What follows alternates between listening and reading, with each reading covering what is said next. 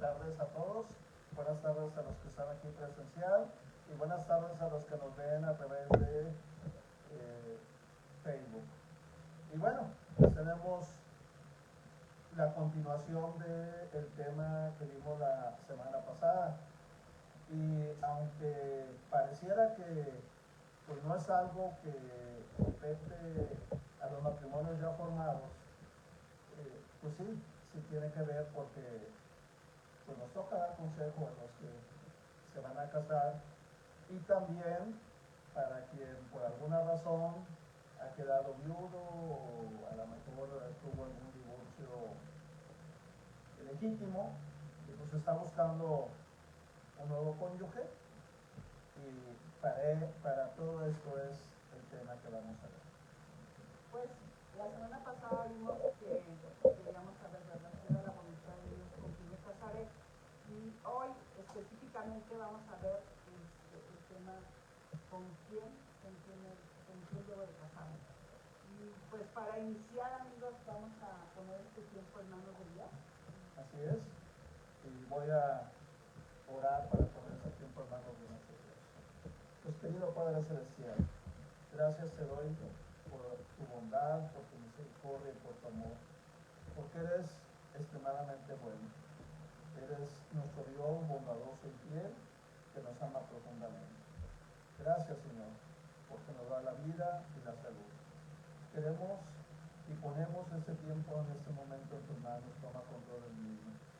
Señor, recibe toda la gloria y todo el honor en lo que vamos a compartir, Señor, de tu palabra. Permite que la tratemos con verdad y que te demos toda la gloria a ti. Que sea de bendición para los que lo escuchan. Te lo rogamos en nombre del Señor Jesucristo. Amén. Amén.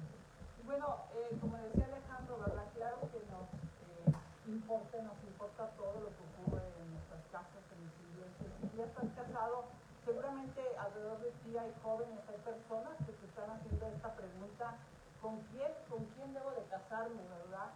Hoy en día, donde encontramos un mundo muy diferente al de hace 30, 40, 60 años, ¿verdad?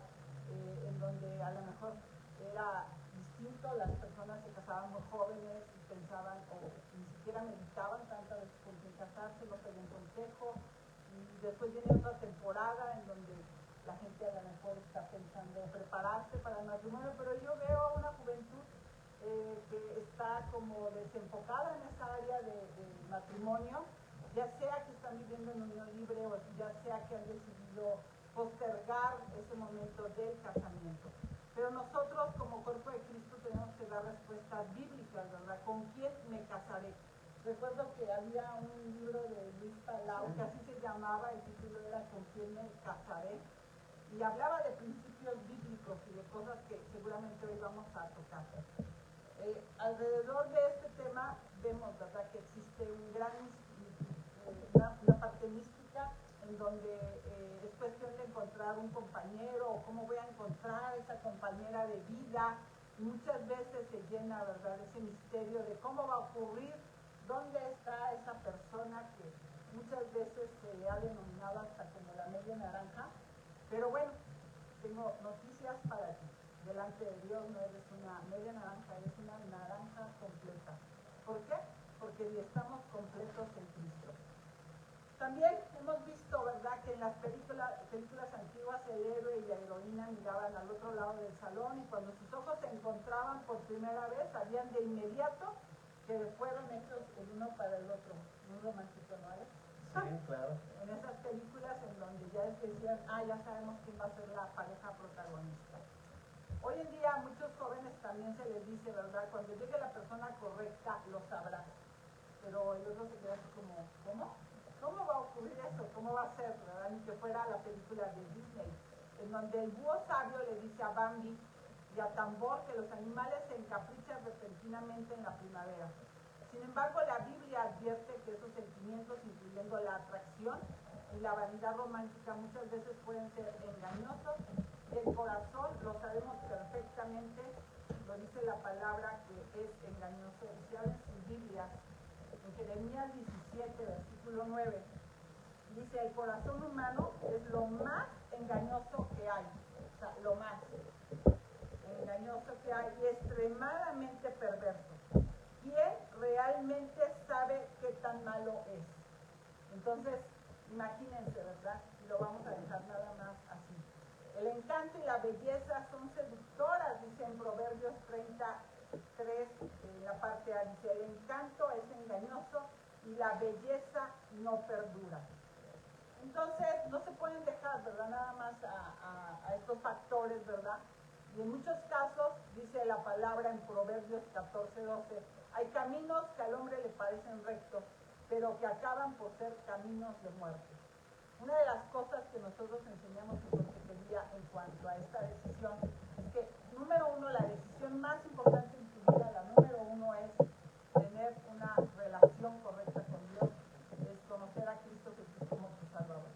Y la segunda decisión más importante es con quién me casaré, porque tenemos este caso, ¿verdad?, de Sansón, que pensó él que había encontrado el amor a primera vista.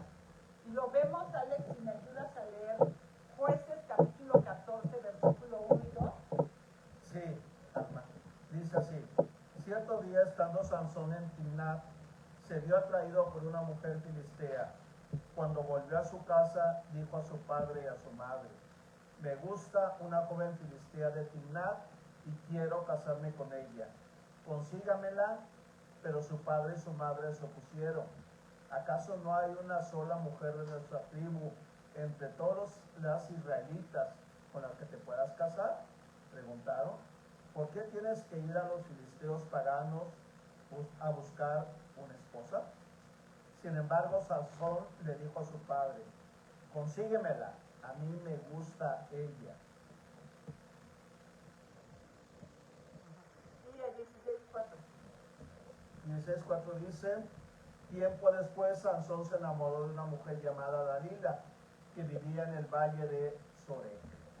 Y bueno, muchos sabemos, ¿verdad?, qué ocurrió con Sansón y Dalila, ¿verdad? Que al final lo que creía que era amor era solamente su lujuria, que después resultó siendo su ruina. Los solteros deben guardar sus corazones y establecer prioridades bíblicas al buscar un cónyuge. La Escritura les dice que lo más importante en un esposo, en una esposa, es que tenga temor del Señor. Y Proverbios 31:30 dice, en la parte B, la mujer que teme al Señor es digna de alabanza. Así es. Y a muchos cristianos se les ha dicho que deben buscar a la persona especial que Dios ha escogido justamente para ellos.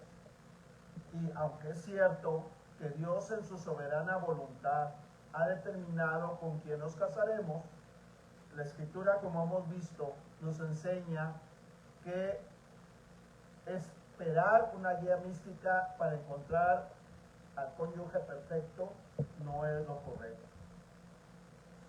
Somos responsables de tomar una decisión sabia basada en lo que Dios ha revelado en su palabra. Y el Salmo 119, 105 nos dice: tu palabra es una lámpara que guía mis pies y una luz para mi camino. Y así como en la historia de Sansón con Dalila, Dios no siempre impide que las personas tomen decisiones poco sensatas o incluso pecaminosas, como en el caso de Sansón. Nosotros hemos conocido a personas que creyeron que Dios les había dicho con quién casarse por medio de una señal o algún otro medio místico. Yo me acuerdo que en nuestro tiempo, pues, leyendo algunos libros como La Cruz y el Puñal, pensábamos que debíamos de buscar pues, esa señal o ese versículo, ¿verdad? La semana pasada comentábamos el caso de unos amigos, pero en la mayoría de estos casos, si las personas hubieran evaluado objetivamente a la persona con la cual querían casarse o con la cual terminaron casándose, se habrían dado cuenta de que no estaban preparados para ser un cónyuge piadoso. Por lo general, tales matrimonios son bastante infelices. Y es común que los creyentes que tomaron la decisión insensata se vean tentados a culpar a Dios cuando en realidad son víctimas de su propia teología engañosa. Ahora, ¿qué es lo primero que debemos de ver para saber con quién debemos de casarnos? Y ya lo habíamos comentado la semana pasada. Primeramente, los dos deben de ser aptos para el matrimonio. La Biblia establece algunos límites respecto a la persona con la que te puedes casar. Por ejemplo, la Escritura prohíbe el matrimonio entre familiares cercanos. Y eso lo podemos ver, y les sugiero, lo remito al libro de Levítico, capítulo 18, versículos del 8 al 18. Otros aspectos que debemos de tomar en cuenta son los siguientes. ¿Alguno de los dos sigue casado legalmente con alguien más? Obviamente, si es así, no puede casarse con esa persona. ¿Alguno se ha divorciado ilegítimamente? Jesús dice en Mateo 19:9, excepto en caso de inmoralidad sexual, el que se divorcia de su esposa y se casa con otra, comete adulterio. ¿Existen otros enredos del pasado sin resolver? Como hijos de relaciones anteriores, una relación existente previamente, un compromiso anterior, etc. Ambas partes deben haber resuelto dichos asuntos de una forma piadosa antes de ser libres para comenzar un matrimonio que honre al Señor. ¿Y cuántas veces sale que vemos aquí en consejería que personas que quieren llegar al matrimonio, pero no han resuelto lo anterior, ¿verdad? Hijos que tuvieron con la anterior pareja, hijos fuera del matrimonio, situaciones económicas desastrosas. Siempre que alguien viene con la idea de casarse, pues lo primero que tiene que ver es si ha dejado resuelto su pasado, si ha sanado de las situaciones por las cuales llegó a esa disolución anterior y si esa situación fue resuelta a la luz de la palabra. Si no, pues arrastrarás todo esto a esta nueva relación y después resulta que con el tiempo esta siguiente relación sigue siendo ahora más caótica que la primera. ¿Por qué?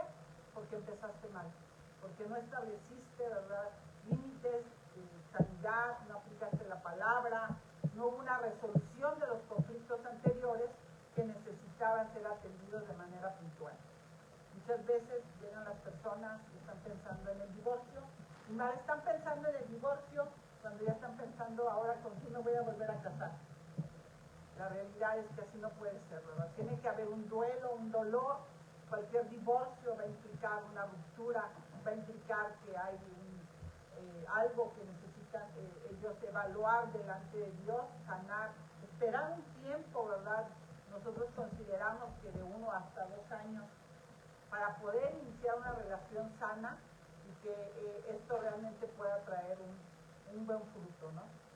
Pero bueno, los cristianos deben casarse solamente en el Señor. La Escritura dice que un creyente no debería siquiera considerar salir con un no creyente.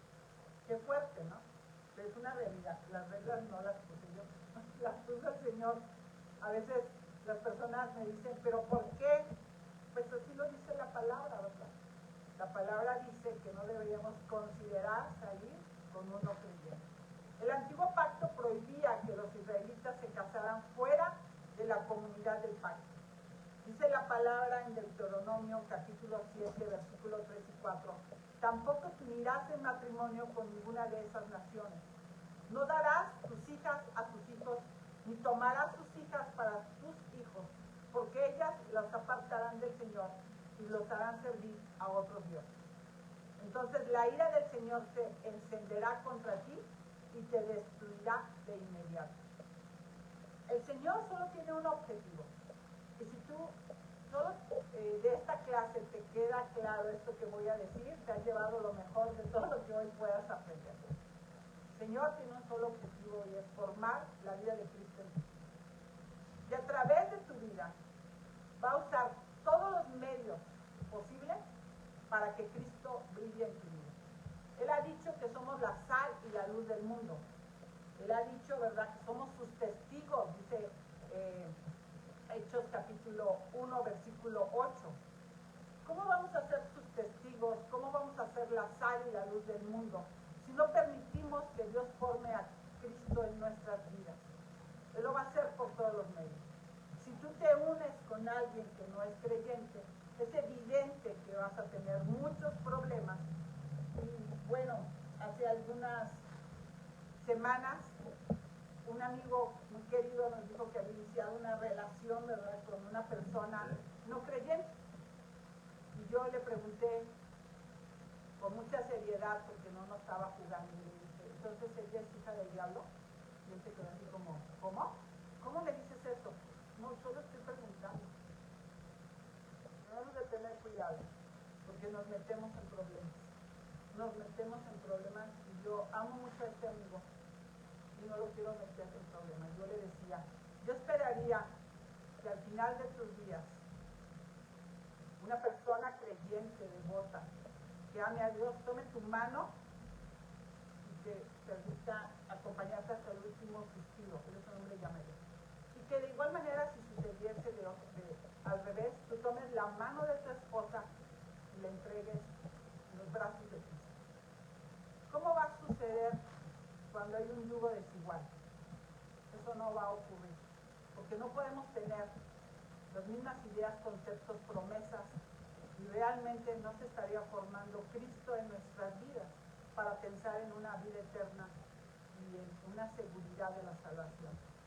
Pero bueno, medita en ello, piénsalo, y realmente Dios el que puso las reglas, ¿verdad? No las he puesto yo. En el Nuevo Testamento Pablo da una advertencia general sobre estar en ese yugo desigual, y dice en 2 de Corintios capítulo 6, versículo 14 al 18, tú lo podrías leer ahí. Ahí va a hablar del yugo desigual con los no creyentes. Y además está hablando de forma explícita de su derecho a viajar acompañado con una esposa creyente, esto que te decía yo. 1 de Corintios 9:5, lo voy a leer aquí. Dice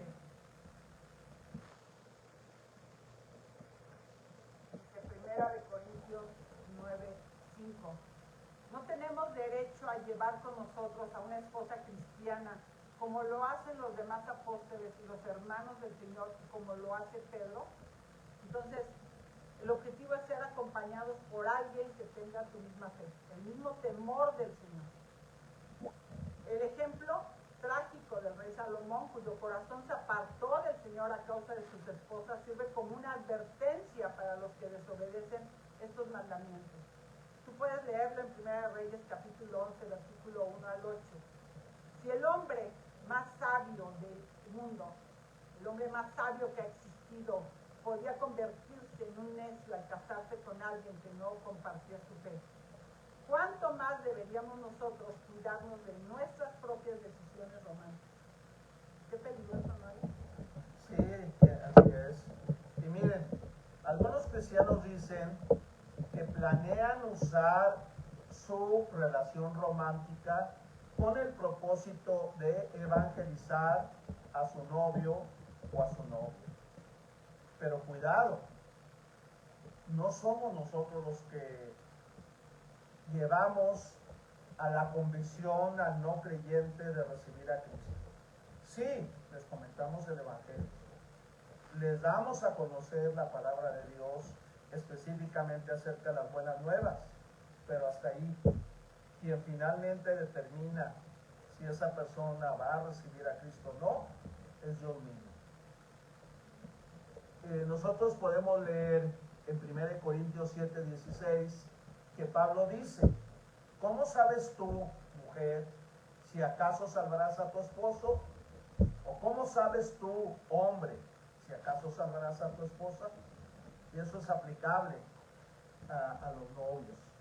A menudo, cuando un creyente opta por buscar una relación romántica con un no creyente, el cónyuge, el novio o novia creyente van a ser influenciados realmente por el no creyente. El hecho de que un creyente sea capaz de escoger a esta persona por encima de su relación con el Señor es una concesión peligrosa que anuncia que vendrán muchas más. Bueno, no basta con que una persona diga que es cristiana. Me ha tocado vivir, ¿verdad?, en muchos momentos con amigas en donde él fue capaz de decir que era cristiano con tal de conseguir llegar al matrimonio. Y después de poco tiempo de estar casados, él decidió nunca más asistir a una iglesia, nunca más profesar la fe cristiana. Entonces, qué difícil y qué doloroso. Específicamente estos amigos terminaron divorciados. Sus hijos, de verdad no lo puedo todavía creer porque los vi tan pequeños, metidos en situaciones de adicciones, y una familia totalmente destruida porque uno iba para un lado, el otro iba para otro, y no había, ¿verdad?, unidad en cuanto a la crianza, en cuanto a las decisiones, en cuanto a la confianza de estar unidos en los caminos del Señor. Y esas son consecuencias, ¿verdad?, que vivimos porque romantizamos, creemos que va a funcionar, que yo lo puedo alcanzar, que yo lo voy a hacer, ¿no? Esto lo hace el Espíritu Santo. Él es el que da, como dice Alex, el entendimiento y el que da una convicción firme en la fe de creer que Cristo realmente es mi Señor, el Señor de mi vida, el Señor de nuestro matrimonio, el Señor de nuestra familia. Entonces, el hecho de que alguien profese ser creyente no es suficiente. La Escritura nos advierte que muchos de los que afirmaban ser seguidores de Jesús demostraron que mentían. Lucas capítulo 8, versículo 13 y 14 dice: las semillas sobre la tierra rocosa representan a los que oyen el mensaje y lo reciben con alegría, pero como no tienen raíces profundas, creen por un tiempo y luego se apartan cuando enfrentan la tentación. Las semillas que cayeron entre los espinos representan a los que oyen el mensaje, pero muy pronto el mensaje queda desplazado por las preocupaciones, las riquezas y los placeres de esta vida. Así que nunca crecen hasta la madurez. Y en Primera de Juan, capítulo 2, versículo 19, ahí encontramos en la Escritura, dice: esas personas salieron de nuestras iglesias, pero en realidad nunca fueron parte de nosotros. De haber sido así, se habrían quedado con nosotros. Al irse demostraron que no eran parte de nosotros. Y bueno, hemos visto varios casos en los que las personas afirman ser cristianas, ¿verdad?, o aparentan que se vuelven cristianas para poder cortejar o casarse con un creyente verdadero. Trágicamente, varios de esos casos resultan en abuso o en divorcio, como el que comentaba. Al considerar el matrimonio debes ir más allá de las palabras de una persona y buscar evidencias de que tiene una relación viva con el Señor. Jesús dice que por sus frutos los conoceréis, dice Mateo capítulo 7, verso 20. Demuestra el fruto del Espíritu Santo. El fruto del Espíritu Santo lo encontramos en Gálatas 5, 22 al 23. O se caracteriza por las obras de la carne, ahí mismo. Un poquito antes dice: antes de esto eran vosotros, leitistas, una serie de cosas, ¿verdad?, que nos va diciendo, dice, pero eso eras antes. Ahora debes de mostrar que el fruto del Espíritu gobierna tu vida. Es un miembro comprometido que sirve en una iglesia bíblica, tiene una buena reputación con los líderes de la iglesia. Todos esos buenos indicadores del verdadero estado espiritual de la persona, pues nos llevan a tomar una decisión sabia. Pero además, no basta con que la persona sea creyente. Incluso puede haber verdaderos cristianos que no estén preparados para el matrimonio, como lo veíamos la semana pasada. Es posible que una persona joven en la fe todavía tenga que resolver algunos problemas serios con el pecado, como por ejemplo la lujuria. ¿Cuántas veces hemos visto personas que se casan y más adelante la esposa descubre al esposo viendo pornografía? O puede que necesiten crecer espiritualmente en el entendimiento de la gracia y el amor de Cristo, para que sean capaces de mostrar esa gracia y ese amor a su cónyuge. Puede que a algunos creyentes verdaderos les falte madurez personal que se requiere para asumir el rol de ser esposo y padre. O puede que todavía no tenga la capacidad de llevar a cabo su rol piadoso en el matrimonio. ¿Cuántas personas se quieren casar, pero no tienen los recursos económicos necesarios para tener una casa propia? Y deciden vivir en la casa de los papás, y deciden pues que sus papás realmente se conviertan en los principales proveedores económicos del nuevo matrimonio. Ese no es la voluntad de Dios. Ese no es dejar a su padre y a su madre. Y bueno, debes sentirte atraído por la persona con la que te vas a casar. Muchas veces espiritualizamos también la relación. Me tocó un caso, ¿verdad?, en consejería, que la persona había terminado su proceso y su mejor amigo, un amigo que ya tenía muchos años de caminar ellos como hermanos en la fe, le pidió matrimonio por teléfono. Y todo el mundo, como ya era una persona mayor ella, pues se pusieron felices en toda la iglesia, le dijeron por fin te vas a casar, qué bueno, y ella estaba como confundida porque todo el mundo le decía eso. Él iba a viajar del lugar donde se encontraba aquí a Guadalajara y se iban a ver el siguiente mes. Y me acuerdo que le dije, tú tienes que estar plenamente segura, porque como habían sido tan amigos por años, que tienes un sentimiento de atracción, un sentimiento romántico hacia él. Dice, es que a él, en el momento en que se case, ya no va a ser copastor, va a ser pastor de la iglesia. Digo, con mayor razón. Pareciera tentador, ¿verdad?, que va a ser pastor de la iglesia. Sí se casa. Digo, pero si tú no, dice, es que vamos a servir al Señor. Sí lo puedo entender, van a servir al Señor. Pero un matrimonio no puede estar basado solamente en el servicio y en la parte espiritual. Si tú en ese momento que estés sentado con él no sientes una atracción física, y si te da un beso y no te gusta, no avances. Entonces eres la única persona de toda una gran iglesia, porque ella tenía un papel importante en esta iglesia, que me ha dicho esto. Digo, es que es la realidad, lo he visto una y otra vez, donde se espiritualiza la relación, te casas y después no vas a vivir de eso. Y a veces sí, hay muchos matrimonios que tienen que vivir aparentando delante de una iglesia que todo está bien y a puerta cerrada realmente viven peor que los hijos. Entonces, bueno, gracias a Dios, en este caso, me acuerdo cuando la vi a lo lejos, porque yo estaba en un congreso y lo le hice una señora y me dijo, todo súper bien. Bueno, fuimos a esa boda, que es la novia más feliz que he visto en muchos, muchos años. Ellos estaban felices, plenos. Hoy en día están sirviendo en una iglesia, él como pastor de la iglesia, ella está feliz con el ministerio, apoyando a su esposo. Pero no podemos decir, ¿verdad?, que solamente el Señor, la palabra y el servicio va a formar un matrimonio. No tiene que haber esta parte, ¿verdad?, ya que la mayoría de las personas se basan solamente en esa atracción física, también emocional, pero también tenemos que enfatizar en los aspectos y de manera objetiva, ¿verdad?, en donde vas a escoger a tu esposo o tu esposa. Lo más importante es estar seguro de que tú tienes un sentimiento de amor, de afecto, de cariño, de atracción a esa persona, porque es muy, muy importante saber que estás listo para asumir esa responsabilidad en el matrimonio. Es cierto que los sentimientos románticos pueden ser engañosos, pero eso no significa que debamos ignorarlos. Debemos de estar atentos y algunos podrían preguntar, ¿es importante sentirnos atraídos el uno al otro? Y yo respondo, sí, claro que sí. No avances, no avances, eso puede ser muy peligroso.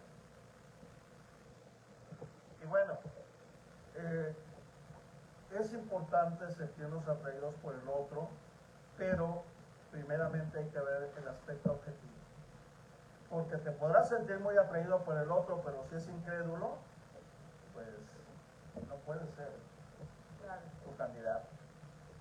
Desde el punto de vista de la escritura, sí es posible que dos creyentes maduros que comparten una perspectiva bíblica de matrimonio puedan tener un matrimonio exitoso, aun cuando no sientan una gran atracción física o emocional antes de casarse.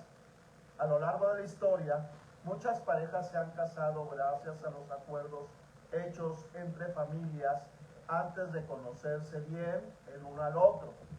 Un ejemplo lo encontramos en el caso de Isaac y Rebeca, en Génesis 24, que pues Isaac no conoció a Rebeca hasta el momento en que se iban a casar.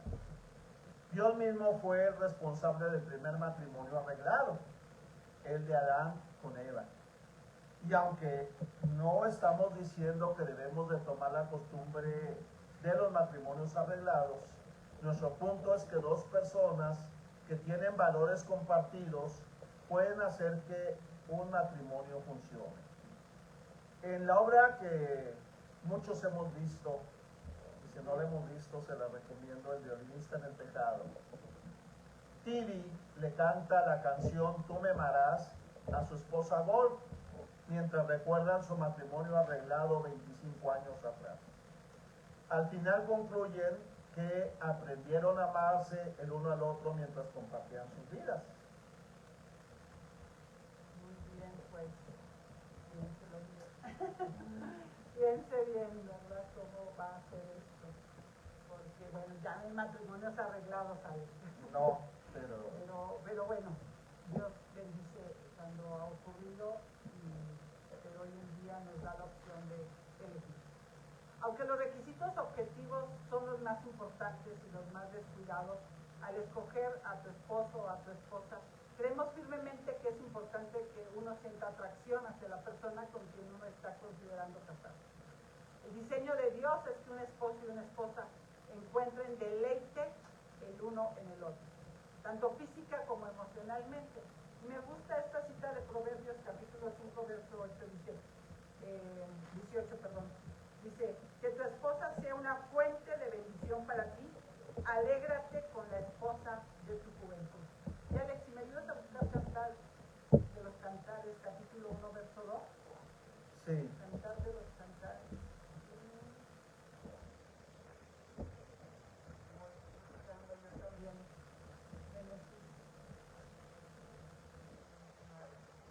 Dice Cantar de los Cantares 1:2.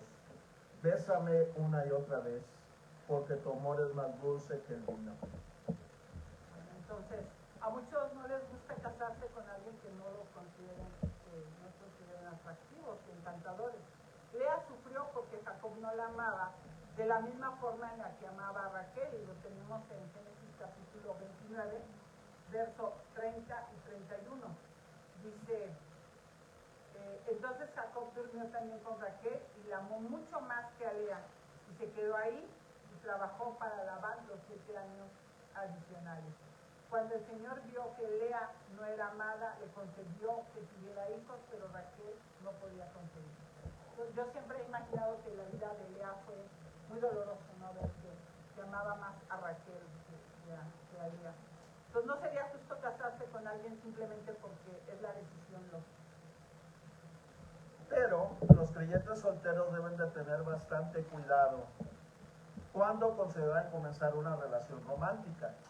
Es demasiado fácil enredarse emocional o físicamente con la persona equivocada. Proverbios 7, versículo 21 nos dice: y así lo sedujo con sus dulces palabras y lo engatusó con sus halagos. Y si vamos a Proverbios 31:30, vamos a encontrar que nos dice: el encanto es engañoso y la belleza no perdura, pero la mujer que teme al Señor será sumamente alabada. Con frecuencia el orgullo hace que las personas se equivoquen. Proverbios 28:26a nos dice: necio es el que confía demasiado en sí mismo. Es demasiado fácil enamorarse de alguien que no está a la altura de los estándares bíblicos. Bueno, además de todo esto que hemos mencionado, ¿verdad? Los creyentes solteros deben estudiar cuidadosamente lo que dice la Biblia acerca de la madurez cristiana. En general, tenemos que entender, ¿verdad?, qué es madurez cristiana y los roles del matrimonio en particular. Primero, los creyentes deben examinarse a sí mismos para determinar en qué necesitan crecer y qué deben aprender para convertirse en la clase de persona con la que el hombre o o la mujer realmente piadoso desea casarse. Después deben estudiar las palabras de Dios. Por ejemplo, pueden estudiar Proverbios capítulo 31, ¿verdad? Que habla de la mujer virtuosa. Y en Efesios 5, 22 al 33, que son las relaciones guiadas por el Espíritu al matrimonio. Para saber qué cualidades buscar en un esposo o en una esposa potencial. Por lo general pedimos a los creyentes solteros que hagan una lista priorizada de esas características que buscan en un compañero. Primero se tienen en cuenta los requisitos bíblicos y luego siguen las preferencias personales, por ejemplo, los intereses y pasatiempos comunes y la apariencia física. Hace unos meses estuve platicando con una mujer de origen coreano y me decía que sus padres se habían casado, pero había sido algo ahí muy particular, porque su mamá había hecho una lista desde hacía años, cuando era soltera, cómo quería que fuera su futuro esposo. Y había puesto cualidades, aparte de ser creyente, un hombre comprometido, un hombre que estuviera sirviendo en la iglesia. Había puesto cosas como muy, muy específicas. Y entre ellas había puesto que, porque ella siempre había pensado que iban a emigrar a otro país como misioneros, y había puesto que hablara 2 idiomas. Y alguna otra cosa más. Entonces conoció a alguien que fue a su casa, comió ahí con ellos y todo, pero a ella en ese momento no se le hizo a alguien tan atractivo. Pero en la siguiente ocasión, como que si Dios hubiera abierto sus ojos y le hizo ver a la persona, pero dijo, no, seguramente no habla 2 idiomas. Y cuando le preguntó, además de reunir todos los requisitos, él hablaba 2 idiomas. Y dice, y ese es mi papá, dice ella. Ese es mi papá. Dice, mi mamá oró por él y el Señor cumplió puntualmente, y sí, salieron y ahora son misioneros acá en México, ¿verdad? Pero cómo Dios cumple, ¿no? Las cosas, que vayamos a Él, que pongas tu lista de oración, que confíes en lo que el Señor tiene para tu vida. Y como yo siempre lo he dicho, ¿quieres que eso se cumpla? Que honre a Dios primeramente, ¿verdad? ¿Cómo lo va a honrar? Pues diciendo que ese esposo, esa esposa tenga temor del Señor, que pueda dar frutos de justicia a su vida y que demuestre un amor realmente para su palabra, para la extensión del reino. Si tu lista de oración está honrando a Dios, lo está glorificando y lo demás que pides, mira, es muy probable que ocurra. Entonces, finalmente los animamos a orar por un futuro esposo, por una futura esposa, a la luz de esa lista, y usarla para evaluar objetivamente los posibles candidatos con los que se encuentran. Finalmente, es sensato que los creyentes solteros se apoyen en la sabiduría de personas del cuerpo de Cristo que tienen matrimonios felices y exitosos. Aunque algunos crecimos en hogares con matrimonios ejemplares, muchos no hemos visto de cerca un matrimonio que refleje el diseño de Dios. Es conveniente que los creyentes solteros pasen tiempo con parejas que disfruten de las abundantes bendiciones de Dios en su matrimonio y que les pidan consejo. De esta manera podrán determinar qué deben de buscar en un cónyuge y qué deberían procurar en su rol como esposo y como esposa. Y esto es muy importante, ¿verdad? Que tú puedas encontrar modelos reales de personas que se aman, que están viviendo el Evangelio, que tienen un matrimonio que está honrando a Dios. Yo recuerdo que cuando conocí a Luis y a Fanny, pues ellos eran muy diferentes a mis padres, ¿verdad? Mis papás vivían siempre en conflicto. Y yo los veía a ellos, un matrimonio tan armonioso, que se amaban y vivían en amor, leyendo la palabra, llevando el Evangelio. Ellos me evangelizaron, me cuidaron. Yo me acuerdo que decía yo, están fingiendo. En cualquier momento los voy a cachar y se van a pelear, ¿verdad? Y va a haber aquí una situación muy similar a mi casa. Me tocó vivir tan de cerca, ¿verdad? Porque realmente me adoptaron como una hija. Y yo lo único que pude decir, fingieron hasta el final. Hasta el último aliento de su vida, ellos siguieron amando al Señor, amándose a ellos. Fanny, primero murió Luis, y Fanny vivía en Puebla y tenía demencia senil. Dios permitió que cuando yo llegué a verla, lo único que me advirtió su hija fue que si ella no me reconocía, que yo no insistiera porque iba a entrar ella en un momento de crisis. una hora ella me reconoció y pudimos hablar tantas y tantas cosas que habíamos vivido por años. Pero después de una hora, como si se hubiera apagado, ¿verdad?, la memoria, ya no me recordaba. Cuando ya estábamos de regreso ese mismo día en la central camionera, ellos esperaron para que mi mamá y yo tomáramos el camión de regreso. Y me acuerdo que pues no sabía qué platicar mi mamá estaba hablando con Alejandra, su hija, y yo estaba hablando con Fanny, pero no había mucho que hablar porque pues, no hay recuerdos, no hay memoria. Y lo único que le pregunté, ¿te acuerdas de Luis? Fanny, ¿te acuerdas de Luis? Así se llamaba. Ella me dijo, ¿de Luis? Sí, de Dios, y nunca me voy a olvidar. Eso me impactó, porque realmente fue un amor hasta el último aliento, ¿verdad?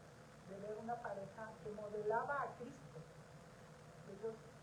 Ellos fueron nuestros padrinos de bodas, ¿verdad? Y estuvieron súper bien hasta el último momento. Y qué no decir de los otros padres espirituales de Samuel Clark y Cari. Sí, también lo mismo. Yo siempre decía, estos americanos se están mintiendo. Yo siempre pensaba eso, ¿verdad? Me están engañando para que llegue el evangelio. Pues no, tampoco, ¿verdad? Siempre vi su amor, su cuidado el uno al otro. Yo tengo una foto donde fuimos con ellos a Cuba. Ellos van delante de nosotros con sus bastones, caminando y amando. Entonces, quieres un amor, ¿verdad? Un amor de verdad, mejor que el de película, que es un amor en Cristo. Porque el amor en Cristo está realmente fundamentado en la roca que es Él, en la roca de salvación que es Cristo. Y es el único que es el amor inamovible, el amor que siempre perdura, el amor que no falla.